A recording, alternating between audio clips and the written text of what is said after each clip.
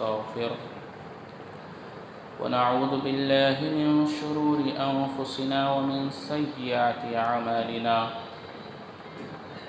من يهده الله فلا مضل له ومن يضلله فلا هادي له وأشهد أن لا إله إلا الله وحده لا شريك له وأشهد أن محمدًا عبده ورسوله أما بعد فإن خير الحديث كتاب الله وخير الحديث هدي محمد صلى الله عليه وسلم وشر الأمور محدثاتها وكل محدثة بدعة وكل بدعة ضلالة وكل ضلالة في النار فأعوذ بالله السميع العليم من الشيطان الرجيم بسم الله الرحمن الرحيم قاف والقرآن المجيد بل عجبوا أن جاءهم منذر منهم فقال الكافرون هذا شيء عجيب أإذا متنا وكنا ترابا ذلك رجع بعيد قد علمنا ما تنقص الأرض منهم وعندنا كتاب حفيظ بل كذبوا بالحق لما جاءهم فهم في أمر مريج أفلم ينظروا إلى السماء فوقهم كيف بنيناها وزيناها وما لها من فروج والأرض مددناها وألقينا فيها رواسي وأنبتنا فيها من كل زوج بهيج تبصرة وذكرى لكل عبد منيب ونزلنا من السماء ماء مباركا فأنبتنا به جنات وحب الحصيد والنخل باسقات لها طلع نضيد رزقا للعباد وأحيينا به بلدة ميتا كذلك الخروج كذبت قبلهم قوم نوح وأصحاب الرس وثمود وعاد وفرعون وإخوان لوط وأصحاب الأيكة وقوم تبع كل كذب الرسل فحق وعيد أفعين بالخلق الأول بل هم في لبس من خلق جديد فأعوذ بالله السميع العليم من الشيطان الرجيم بسم الله الرحمن الرحيم وقال الله تبارك وتعالى في القرآن المجيد فصل لربك وانحر ہر قسم کی تعریف و حمد و ثنا کبریائی اور بڑائی اس رب العالمین کے لیے لائق و زیبا ہے جس کی بے پناہ رحمتیں کائنات کے ہر ذرہ پر ہر لمحہ برس رہی ہیں۔ انگنت درود و سلام ہو تمام انبیاء علیہ السلام پر، خصوصاً آقا نامدار مدینہ تاجدار احمد مجتبی محمد مصطفیٰ رسول اللہ صلی اللہ علیہ وسلم پر۔ اللہم صلی علی محمد وعلی آل محمد کما صلیت علی ابراہیم وعلی آل ابراہیم انکا حمید مجید۔ اللہم بارک علی محمد وعلی آل محمد کما بارکت علی ابراہیم وعلی آل ابراہیم انکا حمید مجید۔ خطبہ مسنونہ کے بعد میں نے آپ کے سامنے قرآن کی سب سے چھوٹی سی آیت کی دوسرے نمبر کی آیت، سب سے چھوٹی سورہ کی دوسرے نمبر کی آیت تلاوت کی ہے۔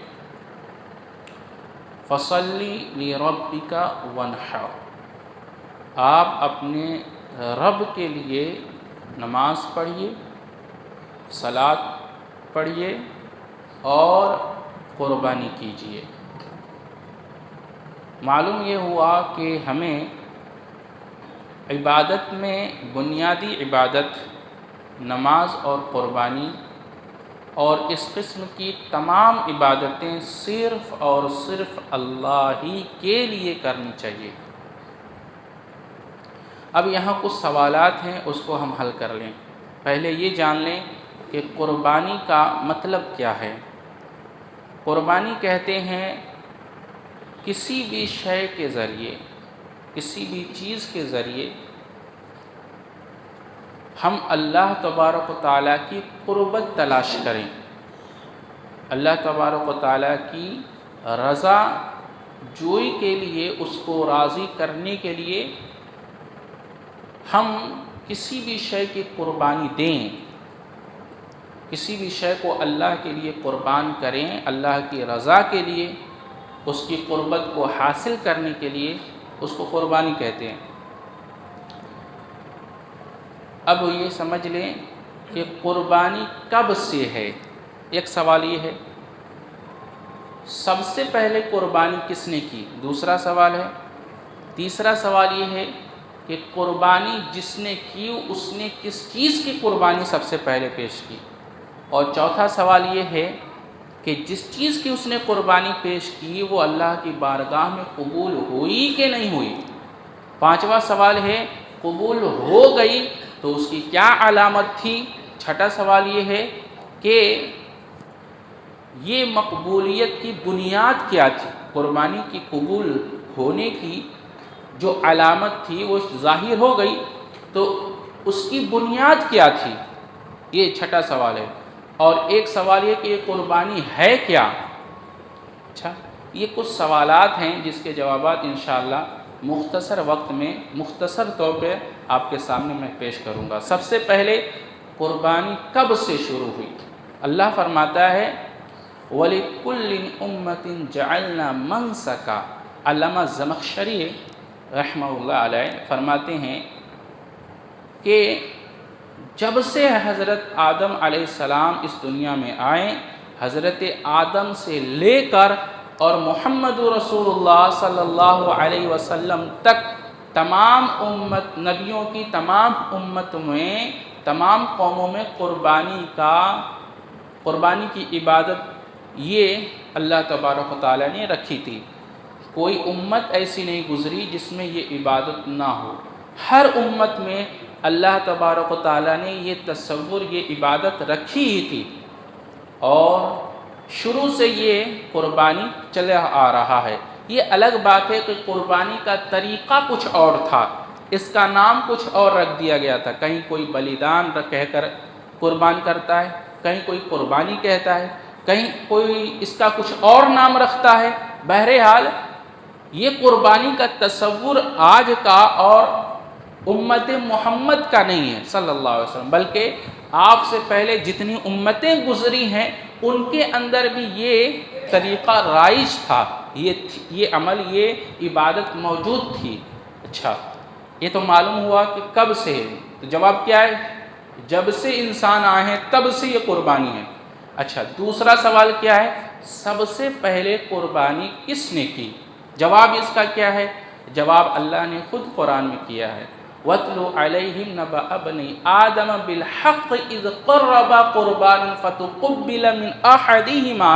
اللہ فرماتا ہے اے نبی آپ جو ہے ان کو حضرت آدم علیہ السلام کے دونوں بیٹوں کا ذکر کر دیجئے کہ انہوں نے اللہ کی بارگاہ میں قربانی پیش کی، تو ایک کی قربانی اللہ نے قبول کی اور ایک کی قربانی اللہ نے قبول نہیں کی۔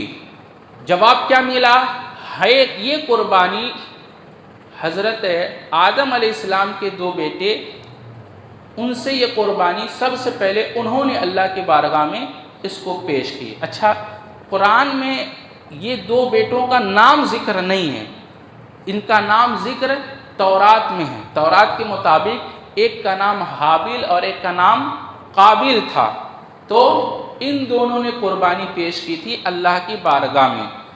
اب تیسرا سوال کیا تھا کہ یہ حابیل اور قابیل جو اللہ کی بارگاہ میں قربانی پیش کی تھی وہ چیز کیا تھی، وہ کون سی قربانی تھی؟ تو اس کے بارے میں بھی قرآن خاموش ہے، اس کا جواب بھی تورات میں ہی ملتا ہے۔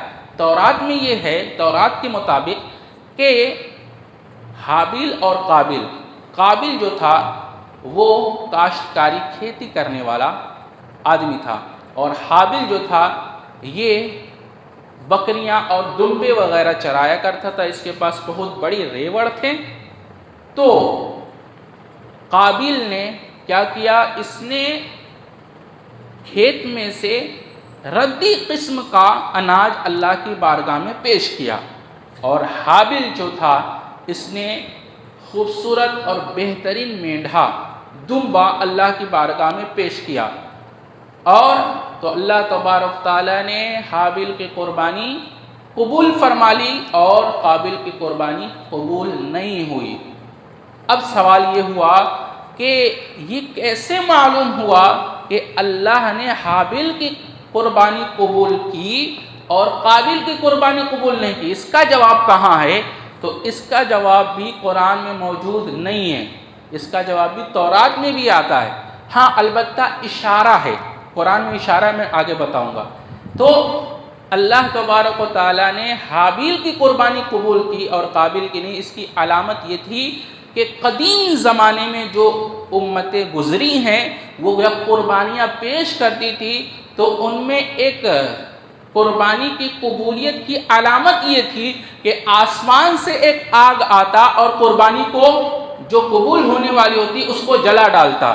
جب قربانی کی وہ چیز کو آگ جلا ڈالتی تو اس کا مطلب اور علامت یہ تھی کہ وہ قربانی قبول ہو گئی اللہ کی بارگاہ میں، اور جس کی قربانی کو، جس کی چیزوں کو اللہ کے آسمان سے آئی ہوئی آگ نہیں جلاتی، اس کی علامت یہ تھی کہ اس کی قربانی قبول نہیں ہوئی۔ تو حابیل کی قربانی قبول ہوئی اس لیے کہ آسمان سے آگ آیا اور وہ دمبا، وہ مینڈھا کو جلا دیا۔ معلوم کیا ہوا کہ یہ علامت تھی۔ اچھا، اس کا ذکر کہاں ہے؟ تورات خاموش ہے، قرآن خاموش ہے، تورات میں اس کا ذکر ہے اور قرآن میں اشارہ ہے۔ اشارہ کیا ہے؟ الذین قالوا ان اللہ عہد الینا الا نؤمن لرسول حتی یأتینا بقربانا۔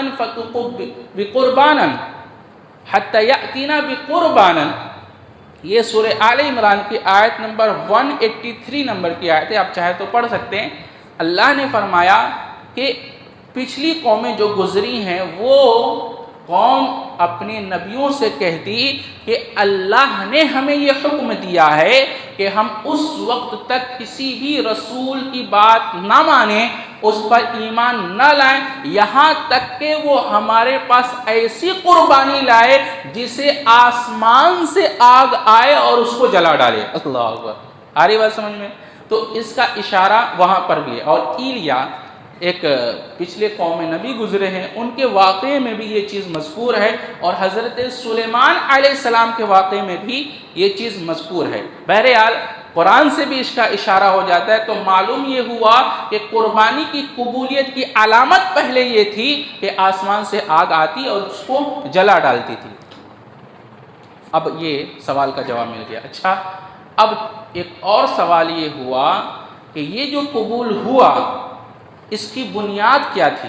قربانی کی قبولیت کی بنیاد کیا تھی؟ علامت تو ظاہر ہو گئی، لیکن قربانی قبول ہو گئی، اس کے پیچھے کون سا جذبہ کار فرما تھا؟ اس کا جواب ہے کہ اللہ تبارک و تعالیٰ کا تقوی۔ اللہ اکبر، وہ تھا اخلاص اور تقوی۔ اور یہ کیسے ظاہر ہوا؟ یہ جو قربانی پیش کی گئی ان چیزوں سے ظاہر ہوا کہ حابیل نے جب پیش کیا اللہ کی بارگاہ میں قربانی تو وہ بہترین قسم کا دمبا اور میڑھا تھا، اپنی ریوڑ میں سے سب سے خوبصورت اور سب سے صحت مند، سب سے مضبوط اور اچھا دمبا اور اللہ تبارک تعالیٰ کی بارگاہ میں پیش کیا، جبکہ قابل نے کیا کیا تھا؟ یہ ردی قسم کا اناج اللہ کی بارگاہ میں پیش کیا۔ تو ان چیزوں سے ظاہر ہوا کہ حابیل کے دل میں اللہ کی بارگاہ میں قربان کرنے کا جذبہ اخلاص پر اور تقوی پر مبنی تھا، اور قابیل کا جو جذبہ تھا وہ اخلاص اور تقوی پر مبنی نہیں تھا۔ آپ پچھلی قوموں کا جو مطالعہ کریں گے، تمام انبیاء کا آپ مطالعہ کریں گے تو ایک بات آپ کو معلوم ہوگی کہ تمام انبیاء کا سب سے پہلا کام یہ تھا کہ وہ اپنی امتوں کے دل کو صاف کرتے تھے، دل پہ محنت کی جاتی تھی۔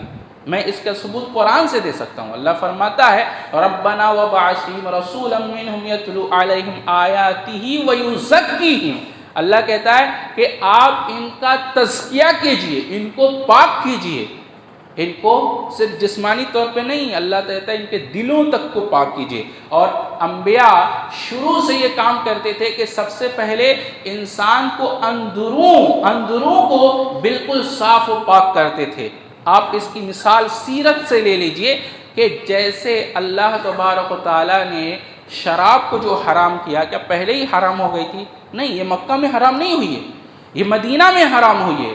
اور 13 سال تو آپ نبی بنے رہے، آپ نے 13 سالوں تک صرف انسان کے نفس کا تزکیہ کیا ہے، اس کے دل کو پاک کیا ہے، اس کے اندر جذبات پیدا کیے ہیں، اس کے دل میں اللہ اور اس کے رسول کے لیے جو محبت ہے وہ کوٹ کوٹ کر بھری ہے کہ اب آنے والے جو احکامات ہوں گے، جب اللہ اس کے رسول کی محبت ہر چیز پر غالب ہوگی تو احکامات پر عمل کرنا بالکل آسان ہو جائے گا، لیکن جب اللہ اس کے رسول کی محبت میں کھوٹ ہوگی تو عمل کرنا مشکل ہوگا، عمل نہیں ہو پائے گا۔ آج ہم عمل نہیں کر پاتے، حرام سے خود کو نہیں بچاتے، اس کی وجہ کیا ہے؟ ہمارے ایمان کے اندر اخلاص نہیں ہے اور ہماری محبت میں اخلاص نہیں ہے۔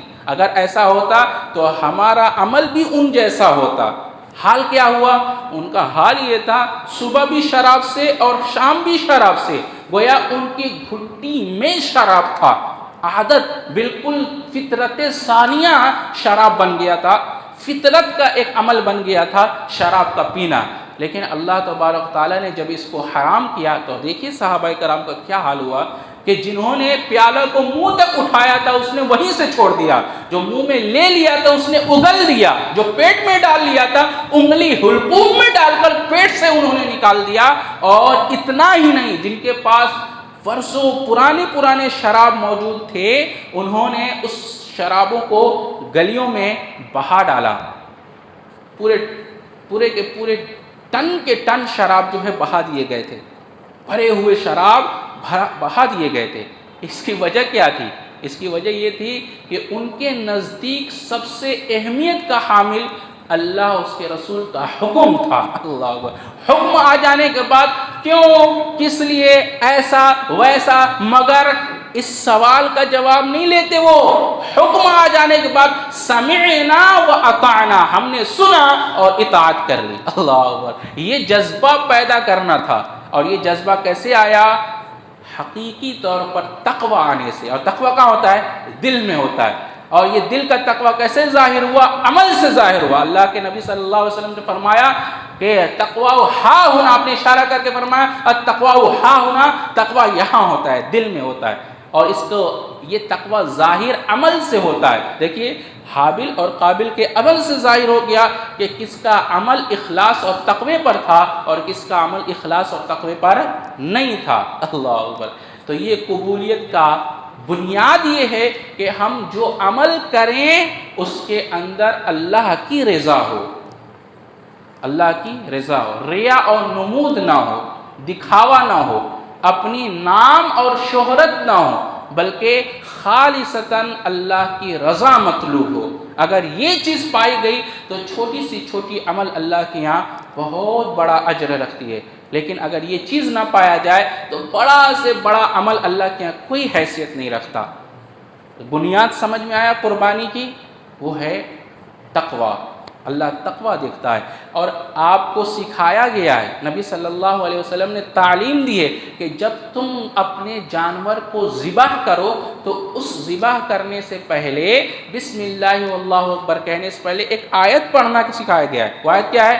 قل ان صلاتی ونسکی ومحیای ومماتی للہ رب العالمین۔ اے نبی آپ کہہ دیجئے کہ یقیناً میری نماز اور میری قربانی، اللہ اکبر، ان صلاتی و نسکی، میری نماز اور میری قربانی، یہاں تک کہ میری زندگی کی ہر سانس، یہاں تک کہ میری موت بھی اللہ رب العالمین کے لیے۔ اللہ اکبر! جب تک یہ جذبہ نہ آئے کہ انسان کی زندگی کی ہر سانس پر اللہ کے حکم کا اطاعت، اللہ کے حکم چلے، تب تک قربانی کا مقصد اور اس کی بنیاد نہیں حاصل ہوتا۔ آئی بات سمجھ میں؟ انسان یہ جذبہ اپنے پیدا کرا، اسی لیے ذبح کرایا جاتا ہے کہ کل کو جب تمہیں اپنے جان دینی پڑے اللہ کے لیے تو اس میں بھی تم جس طرح اس جانور کو اللہ کے لیے ذبح کر رہے ہو تم بھی ذبح ہو جاؤ۔ اللہ اکبر، آ رہی بات سمجھ میں؟ تو بنیاد یہ ہے، قربانی کے مقصد یہ ہے کہ ہم اللہ کے لیے اپنی زندگی گزاریں اور اپنی زندگی کے ہر لمحے ہر سانس میں اللہ کے حکم کا مطیع بن جائیں، اللہ کے حکم کی اطاعت گزار بن جائیں۔ آ رہی بات سمجھ میں؟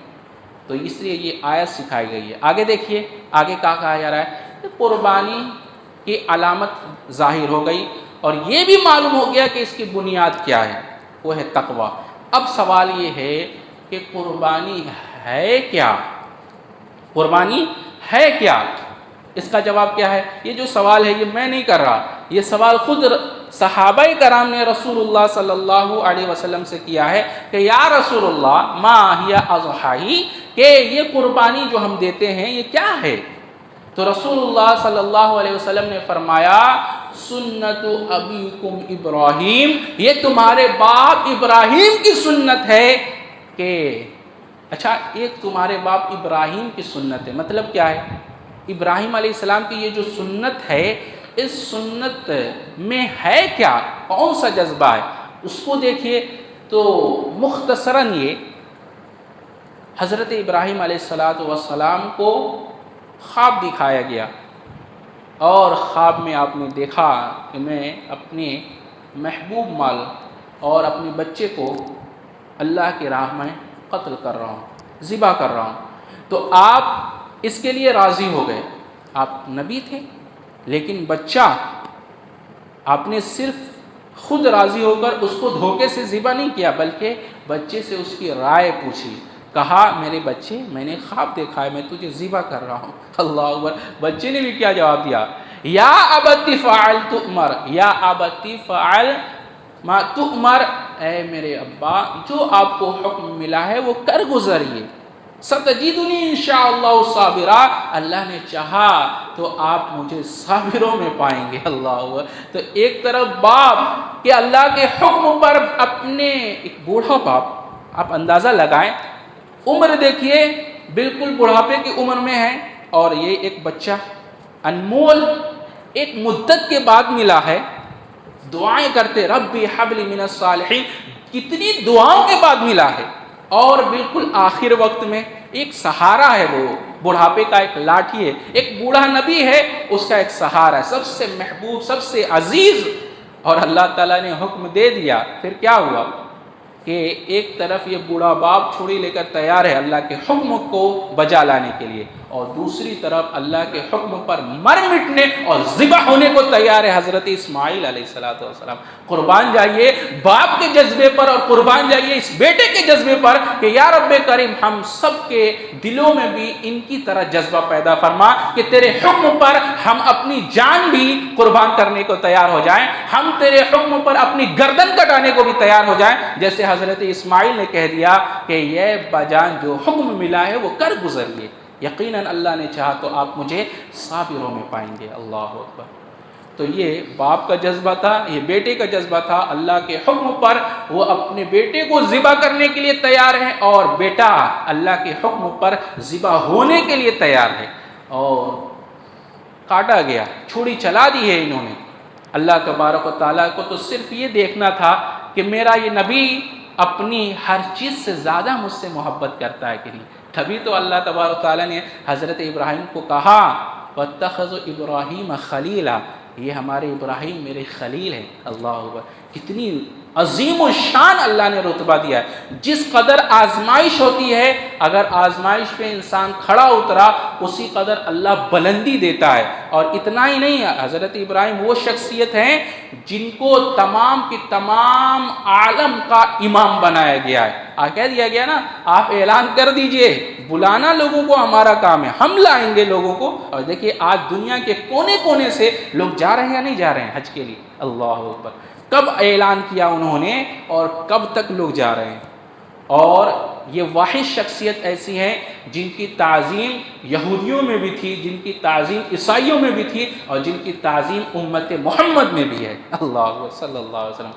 کیوں؟ اس کی وجہ یہ ہے کہ انہوں نے اپنی پوری زندگی، آپ پڑھیں تو پوری زندگی اثار و قربانی کی بہترین نمونہ اور بہترین مثال قائم کی ہے حضرت ابراہیم علیہ السلام نے۔ آپ دیکھ رہے ہیں، یہیں پر دیکھ لیں، ایک بوڑھا آدمی ہے، نبی ہے، اور ایک بچے کو قربان کرنے کے لیے تیار ہے۔ تو جذبہ میں کیا معلوم ہوا کہ قربانی کیا ہے؟ یہ قربانی اصل میں یہ ہے کہ ہمارے دادا امجد اور حضرت ابراہیم علیہ السلام کی یہ سنت ہے۔ یہ تھی قربانی کے فلسفے پر ایک مختصر سا گفتگو۔ اللہ سے دعا ہے یا رب کریم ہم سب کو اسی طرح سے اپنے حکم کا اطاعت کرنے والا بنا۔ یا رب کریم ہم سب کی گناہوں، خطاؤں، قصوروں، غلطیوں کو معاف فرما۔ یا رب کریم یقیناً ہم تیرے خطا کار، تیرے گناہ گار ہیں۔ یا رب کریم تو اپنی رحمت سے ہماری خطاؤں، گناہوں کو معاف فرما۔ یا رب کریم ہم سب کو ایک بنا، ہم سب کو نیک بنا۔ یا رب کریم تو ویسے ہی جذبہ ہمارے دلوں میں پیدا فرما جیسے حضرت ابراہیم اور حضرت اسماعیل کے دلوں میں پیدا فرمایا۔ یا رب کریم یا ارحم الراحمین یا الہ العالمین ہماری دعاؤں، ہماری عبادتوں، ہمارے روزوں اور ہماری ہر قسم کی عبادتوں میں جو کمیاں ہیں یا رب کریم تو اپنی رحمت سے اس کو دور فرما۔ یا رب کریم ہماری عبادتوں کو اپنے فضل، اپنی کرم سے قبول فرما۔ یا رب کریم ہماری اس زندگی کو بھی کامیابی عطا فرما۔ یا رب کریم اس زندگی کے بعد اخروی زندگی میں بھی ہم سب کو کامیابی عطا فرما۔ یا رب کریم تو ہم سب کو عذاب جہنم سے محفوظ فرما، عذاب قبر سے محفوظ فرما۔ یا رب کریم تو ہم سب کو محمد رسول اللہ صلی اللہ علیہ وسلم کے ہاتھ سے جام کوثر عطا فرما۔ یا رب کریم تو ہم سب کو محمد رسول اللہ صلی اللہ علیہ وسلم کی شفاعت عطا فرما۔ یا رب کریم یا ارحم الراحمین تو ہم سب کو جنت میں جنت الفردوس عطا فرما، ہماری دعاؤں کو قبول فرما۔ یا رب کریم یا ارحم الراحمین یا الہ العالمین